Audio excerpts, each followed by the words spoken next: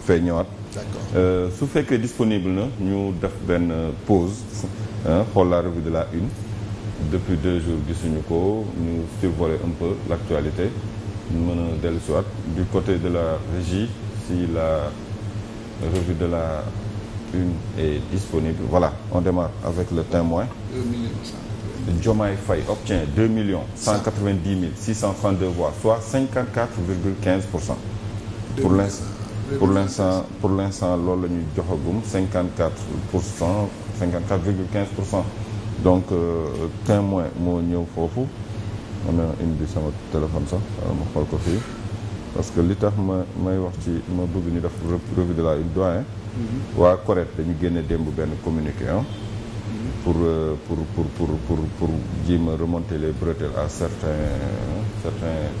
journaux yi nga xamante ni parfois vraiment comme ni ñu koy waxee fii plateau bi rek parfois aussi lu leen neex la ñuy def dañuy jël benn nit mu def benn communiqué bi on retrouve ça presque ci 4-5 journaux 5 quotidiens ba pare li non bàyyil après ma ñëw ci communiqué CORED bi parce que démb moom vraiment kon après le Témoin ñu xool peut-être beneen le Témoin ñëw na ci Diomaye ak ban encore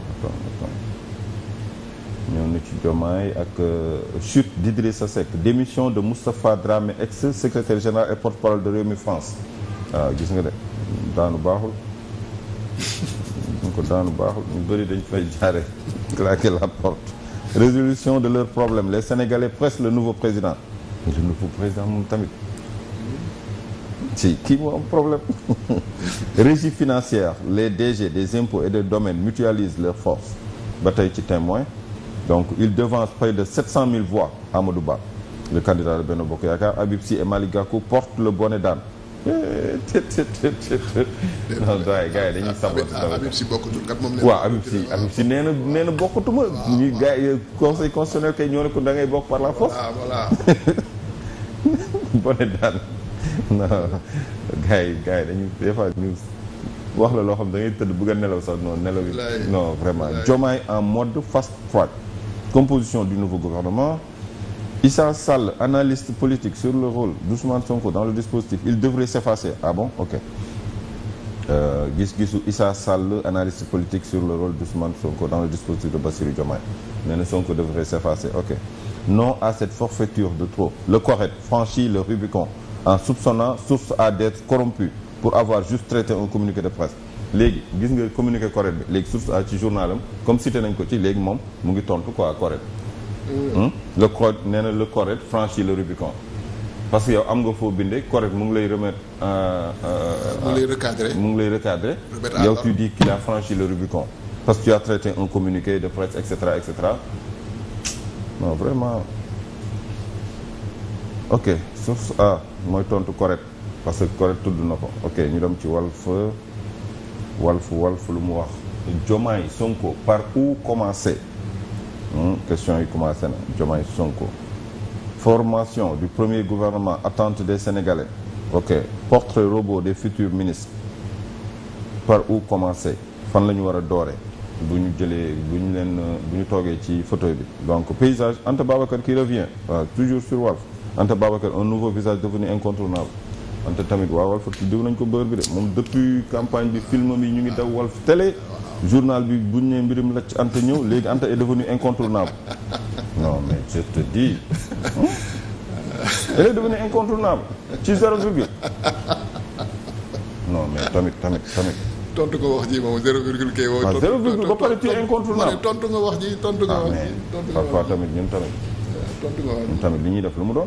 waaw dëgg de li nga wax de mooy dëgg. par où commencer loolu question bu am solo ngi noonu waaw. Par où commencer dund bu cher bi ngay jëkk lijjanti wala réformer institution yi ngay jëkk réforme institution yi moo nar a indi coow lu bëri non parce que un système qui est là depuis kii nga ñëw ni lon da nga bëgg a changer après y aura des mécontents y aura du sabotage y aura oui mais parce que am na yoo xamante ni béy du question de waxtaan de yow yaa am dañ ko war a lijjanti parce que il faut qu'on avance waxtaan lan di ñu perdloo ay temps ay débat waxtaan ci CEDEAO moom boo ko soxlaa nag doo ko gis mu laaj ma ñun ak suñu plainte bi. non CEDEAO moom vraiment boo ko soxlaa doo ko gis mukk CEDEAO daal ku falu yow la ñu àndal. merci. alors que ñun ñaa ngi demandé la CEDEAO des peuples.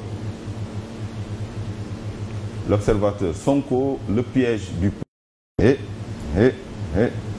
Ok.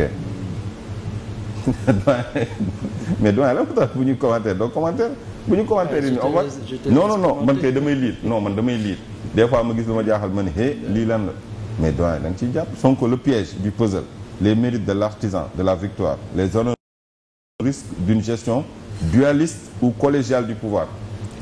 On crée de faux problèmes quoi.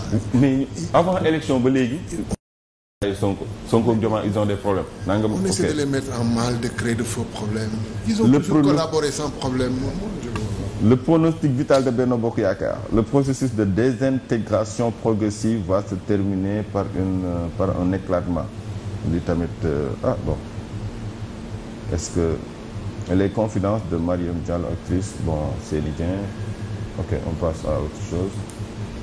waaw mais attends l'observateur bi ñu ma wan fii dafa am sëñ Mountakha mais bii ma gis man sama téléphone y a pas wala ci suuf non attends affaire bi yaa ok c'est bombe entre les mains de Diomaye waaw kii du Adji Sarr le chemin de l'exil Adji Sarr Serigne Ousmane Mbacké Noreyni une vie au service de Darou Mouhty et du mouridisme ñu xool beneen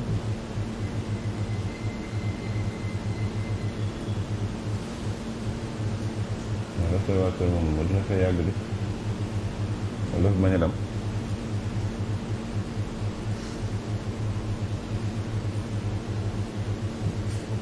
en tout cas j'ai sous les yeux enquête qui parle de autopsie d'une débâcle.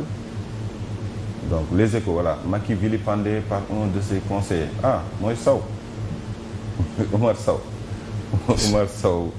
de Grand Yoff. Bon, je sais pas est-ce que Grand Yoff, mais Oumar Sow daal nee na Macky Sall moo jël ay oto gouvernement bi xaw ma oto APR dem jox ko Diomaye ñu ko campagne ci saa li mu wax rek na de. Moi je pense que défaite bu ñëwee fan yu ci topp da nga war a tëj sa gémmiñ bara wax parce que boo waxee rek di nga wax gaaf. Ku kontaan ba mu ëpp ak ku mën na digge lu mu mënul waaye ku jóge ci défaite boo àndul ak sagesse bi mooy nga xaw a teey ba delluwaat ci sa état sinon rek di nga wax ay toj yoo xam te ne après da nga koy réccu nee nañ nit bu meree dafa war a gàttal ay kàddoom c'est vrai mais boo béggee bégg yu ëpp tamit da nga war a teey ba kii sinon rek di nga wax lu ëpp parce que yenn accusation yi quand même les lions gagnent sans éclat ok loolu sport la wax yenn accusation yi moo tax nga dem nga nekk ci à la une parce que mënoon nga dund ba dee dafa feeñ ci benn à la une des journaux mais wax ay yenn toj yi aussi c'est gratuitement ça voilà preuve, donc. Bon peut-être qu'il a les preuves moom mi ko wax peut-être laa mën a wax parce que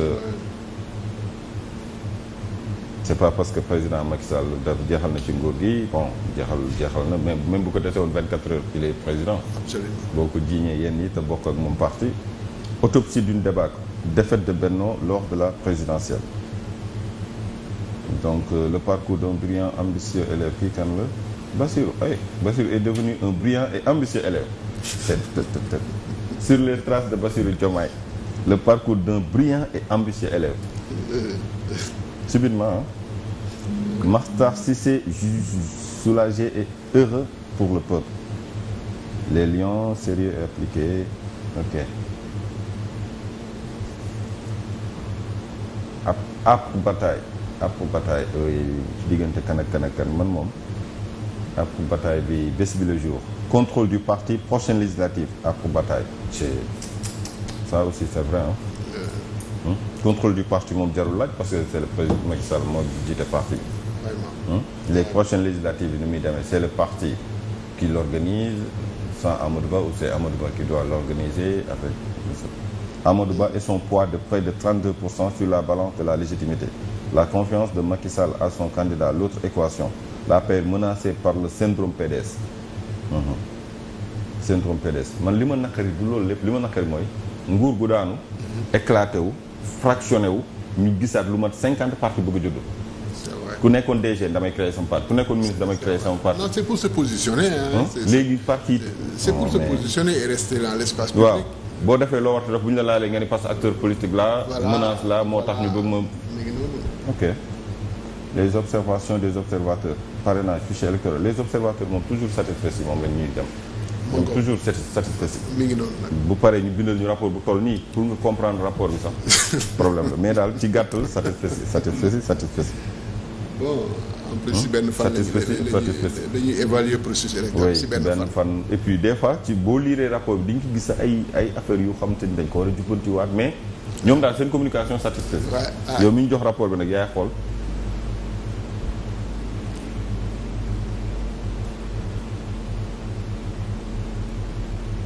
bon Libération 400 millions de francs volés du compte de Wave baaw li daloon warit bi ko dal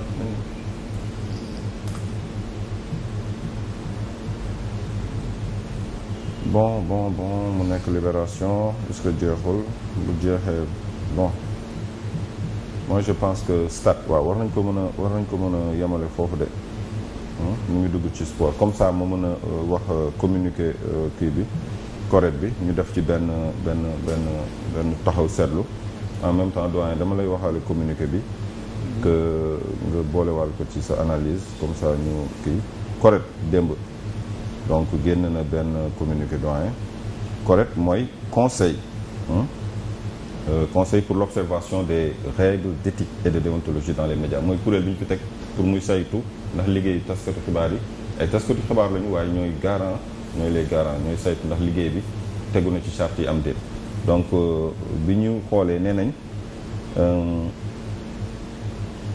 le correct constate pour le déplorer une nouvelle fois que les quotidiens Dakar Presse, Li Quotidien, Le Mandat, L'Exclusif, Source A, Les Échos, Walf Grand Place ont consacré leur une de ce mardi 26 mars 2024 à l'homme d'affaires Abdoulaye Sylla hier yii ma lim yëpp benn une bi ñu ngi ko jagleel benn nit ki Les Échos, Grand Place, Mandat, L'Exclusif, Source A, etc. Parce pire, le texte publié tel quel dans des pages politiques ou présidentielles de 2024 est tantôt signé par Abdoulaye Sylla, tantôt sans aucune indication, de sorte que le lecteur ne peut savoir si c'est une contribution, un communiqué ou une publicité. Or, l'éthique journalistique impose aux publications de préciser au lecteur ces mentions précitées. Le Correct regrette que ces quotidiens qui illustrent toujours les articles sur cet homme d'affaires, chaque fois, cet homme d'affaires revient à la une. Même nit bi mooy dellu soit chaque jour à la une. Oui, soit ñu jagleel ko lundi wala lundi jeudi wala lundi jeudi vendredi. Mais bien sûr, Abdoulaye Sylla, le Correct regrette que ces quotidiens qui illustrent toujours les articles sur cet homme d'affaires par la même photo, l'unique photo que am na ñu xam waa ji nee nañ sax photo bi ñuy wax ni moom la du moom. Donc je sais pas c'est quoi le problème. Donc le Correct qui rappelle à ces quotidiens que de telles pratiques sont en porte-à-faux avec les règles d'éthique et de déontologie et ne concourent pas à l'honneur d'une presse libre et indépendante, surtout respectueuse du public. Ba cité na l'article 43 du Code de la presse qui les tient pour responsables des publications et autres diffusions de toutes sortes dans les conditions et modalités prévues. Les patrons de presse donc sont responsables. Doyen. Lii nii c'est pas la première fois Correct di génne communiqué yu ni mel pour wax yi nga xamante ni vraiment dafa ñaaw daal dafa ñaaw benn nit mooy génne communiqué journaux lu mat 4-5 def ko à la une di ko duñ ni la communiqué la duñu ni la reportage duñ ni la moom daal duñu la leeral daal mais même texte bi ngay gis ci journal bi ak même nit ki ñu def ko à la une sans savoir est-ce que dafa fay wala est-ce que fayul ba pare souvent li gën a doy waar mooy des fois dañ koy signaloo benn journaliste bu nekk ci biir rédaction bi doyen.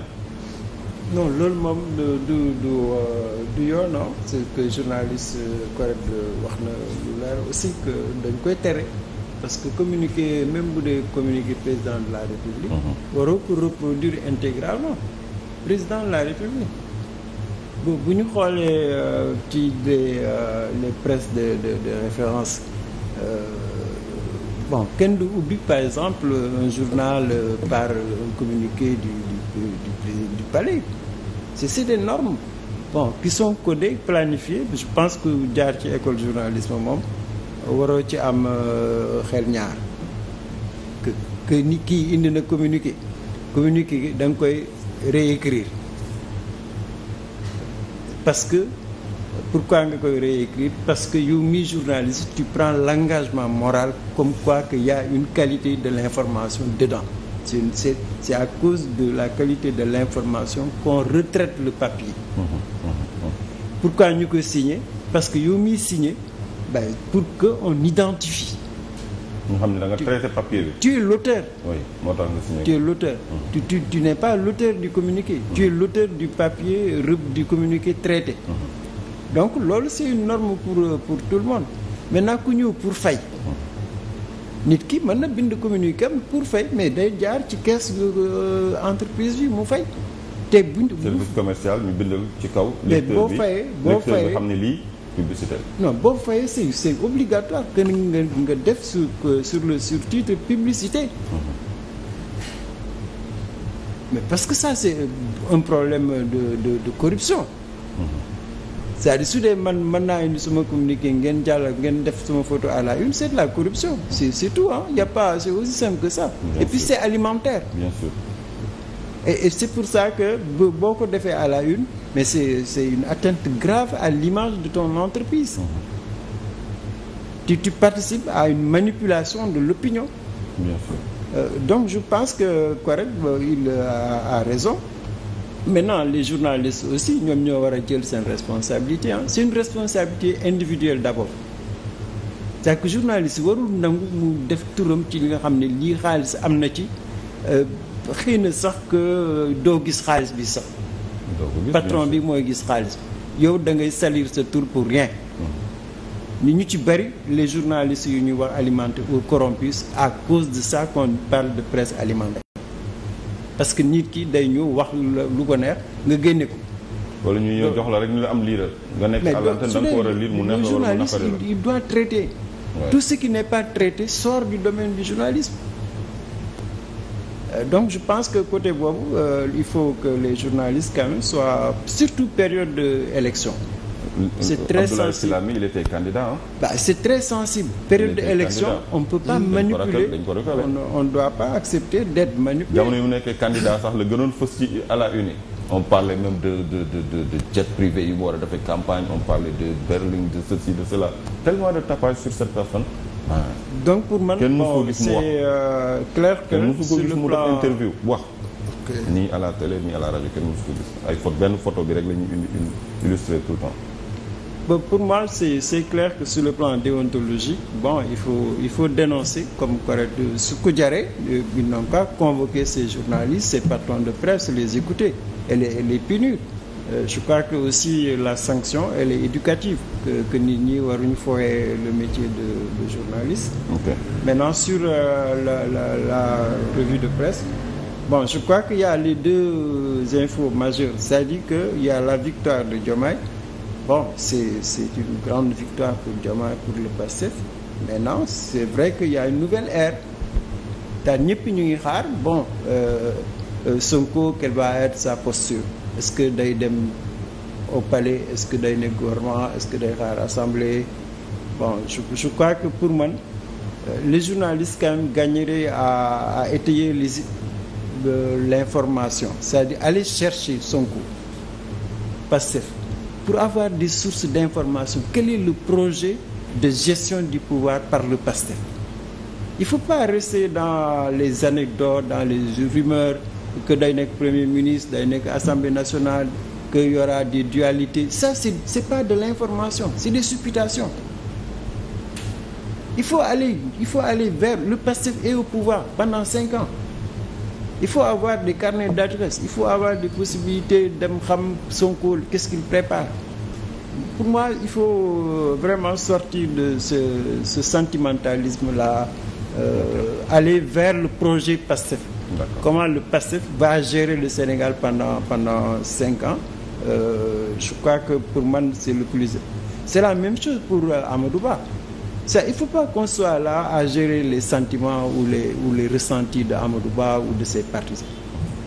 Il faut faire une analyse objective c'est une grosse défaite de Benno et de l'APR et du président Macky Sall il faut aller oser faire des enquêtes pour voir comment expliquer cette défaite. Pour moi, vraiment, si on veut se situer dans creuser, mais faire des enquêtes, c'est pas aussi simple que ça. Amadou Ba a perdu. Pourquoi? L'APR n'a pas été solidaire. Pourquoi? Benno, pour la première fois, a une grosse défaite, a une 3e présidentielle après 2012-2019. Quel est l'avenir de Benno? C'est ça des questions politiques. Et on nous annonce que la Cour d'appel va annoncer les résultats provisoires de l'élection ce mercredi 27 mars. Ah, c'est bien. 2024 à 17h au tribunal de Dakar. Ah, c'est bien. Ça veut dire que... ça veut dire PV yëpp ñëw na départementaux yi joxe nañ affaire yi. Non, ça veut dire qu'il y aura passation de service avant le départ de Macky le 2. Ah non, loolu moom c'est... Non, parce que si on avait suivi, par exemple, le timing normal... Le vendredi, c'est... Les résultats provisoires. Donc là, on aura les résultats provisoires aujourd'hui. Voilà. Les résultats, résultats définitifs au plus tard vendredi. Aujourd'hui, c'est quoi? Aujourd'hui, c'est le 20... Mercredi. 27. C'est le 27, oui. Jeudi, vendredi, au plus tard lundi ou bien dimanche. Parce que la loi dit que quand les résultats provisoires sont publiés par la Commission nationale de recensement... 3 jours nga ñu am. Voilà. Ouais, pour joxe les résultats définitifs. Voilà, s'il n'y a pas de recours. S'il n'y a pas de recours. S'il n'y a pas de recours. Oui.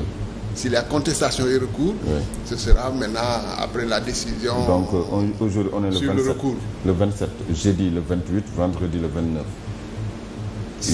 Samedi. Mais samedi ma defoon jour dañ naan ay jour franc jour non franc wala. Je sais pas si ça s'applique en matière électorale. Ok, d'accord. Donc ils ont 3 jours mais au plus tard lundi. Voilà. Au plus tard lundi. Donc et lundi c'est quelle date?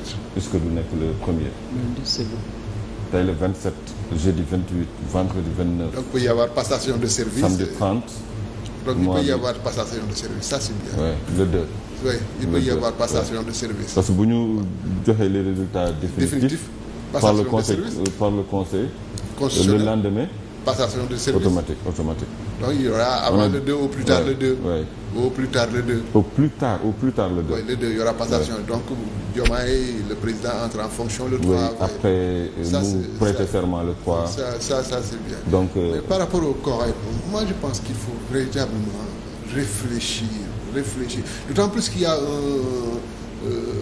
un nouveau pouvoir politique qui va se mettre en place à partir du 3 avril. Je pense que c'est l'occasion pour le CORED de proposer un modèle économique pour la survie de la presse.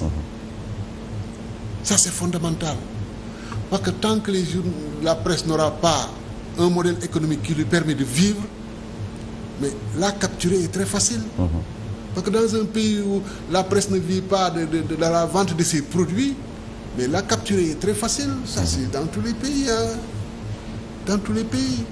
Donc vraiment je pense que l'avènement d'un nouveau pouvoir politique est l'occasion pour le CORED de proposer un modèle économique qui sera appuyé par les nouveaux. Mais on a eu des assises, il y a pas longtemps. moom laa la wax donc fekk seen assises yi ont été fructueuses. war nañ élaborer des conclusions qui permettent à la presse d'avoir un modèle économique. Bien sûr. Voilà, donc les nouvelles autorités sont sensibles à ça. Il va de notre survie, hein.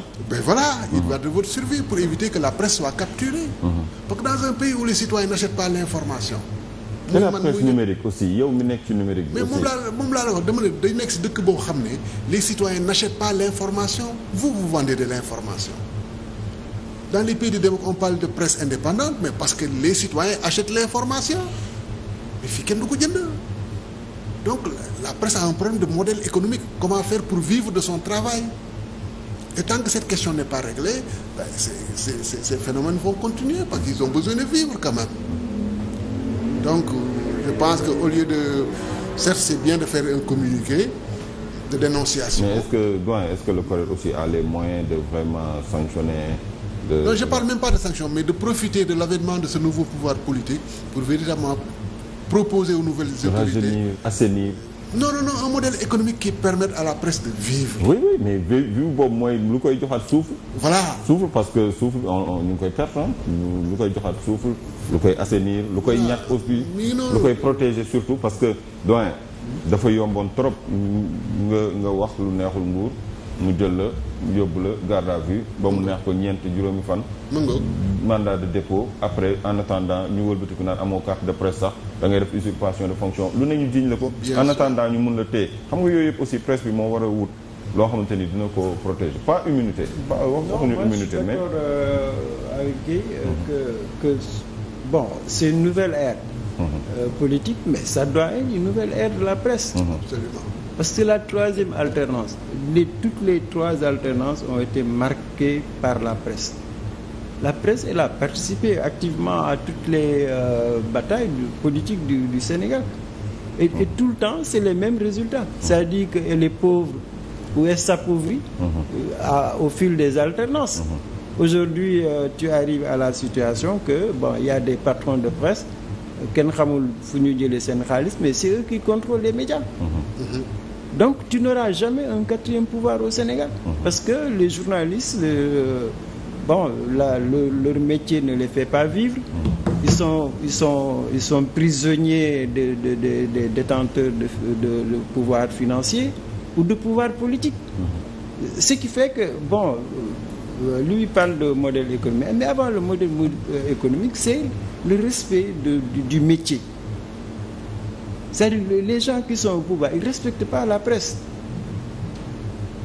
Ils ne respectent pas. Moi, je suis choqué que les journalistes ne prennent pas conscience de ça. C'est-à-dire que le président de la République, buy dem buy tukki Afrique, Europe, mais dañu war a am seen représentant de la presse pour voir qu'est-ce que notre État représente à l'étranger. C'est inimaginable. Je dis, tout ça c'est l'occasion. Il y a un nouveau pouvoir qui est là. Tout ça c'est l'occasion. Non, je veux dire que c'est inimaginable que les journalistes croient encore que pour ànd ak président da ngay ñaan bala nga am des petits services des réseaux. Non, mais ça fait partie du travail du journaliste. Accompagner son chef d'État, accompagner son gouvernement, accompagner les institutions. C'est un acteur du développement. Maintenant, pour le modèle bi ngay wax, le modèle économique, ça commence par ça. C'est-à-dire, si tu n'es pas reconnu comme corps, comme un métier, comme un acteur, mais les gars là, ils cherchent pas à savoir quel est ton modèle économique. C'est combien de journalistes ont des bulletins de salaire au Sénégal? Combien? Mais il n'y en a pas. Mais l'entreprise de presse suppose d'abord que tu aies un bulletin de salaire. Bien sûr. Et ça suppose que vous ayez une grille salariale au moins harmonisée. Ça suppose que le stagiaire soit reconnu, qu'il soit rémunéré. Mais il n'y a pas cette organisation de la presse. Ce qui fait que le modèle économique qu'on a, c'est moi j'ai de l'argent, j'ai des contacts avec le pouvoir politique ou financier, j'ai mon groupe de presse.